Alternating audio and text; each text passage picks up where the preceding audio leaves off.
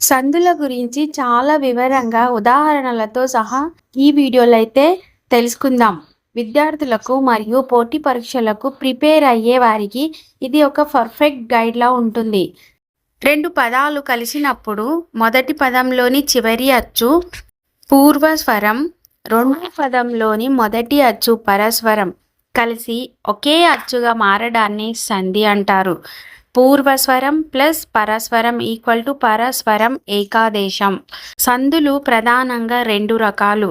సంస్కృత పదాల మధ్య జరిగేవి సంస్కృత సందులు, అచ్చ తెలుగు పదాల మధ్య జరిగేవి తెలుగు సందులు.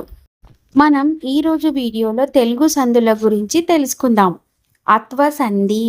అత్వసంధికి సూత్రం అత్తునకు అచ్చు పరమైనప్పుడు సంధి బహుళమాగును. ఉదాహరణకు మేన ప్లస్ అల్లుడు, మేనల్లుడు. ఆ ప్లస్ ఆ ఈక్వల్ టు ఆ. మేన ప్లస్ అల్లుడు, మేనల్లుడు. నెక్స్ట్ వన్ ఇత్వసంధి. సూత్రం ఏ మ్యాదుల ఇత్తునకు అచ్చుపరమైతే సంధి వైకల్పికంగా జరుగుతుంది. ఏమి ప్లస్ అంటివి ఈక్వల్ టు ఏమంటివి. ఈ ప్లస్ ఆ ఈక్వల్ టు ఆ. ఉత్వసంధి. సూత్రం ఉత్తునకు అచ్చుపరమైనప్పుడు సంధి నిత్యము. ఉదాహరణకు రాముడు ప్లస్ అతడు, రాముడతడు. సంస్కృత సంధుల్లో ముఖ్యమైనవి సవర్ణ దీర్ఘ సంధి, గుణసంధి. ముందుగా అయితే సవర్ణ దీర్ఘ సంధి గురించి తెలుసుకుందాం. ఆ ఈ ఊ రులకు అవే అచ్చులు పరమైతే వాటి దీర్ఘం ఏకాదేశం అవుతుంది. ఉదాహరణకు దేవ ప్లస్ ఆలయం ఈక్వల్ టు దేవాలయం. గుణసంధి ఆ ఆకారానికి ఈ ఊ రులు పరమైతే క్రమంగా ఏ ఓ ఆర్లు వస్తాయి.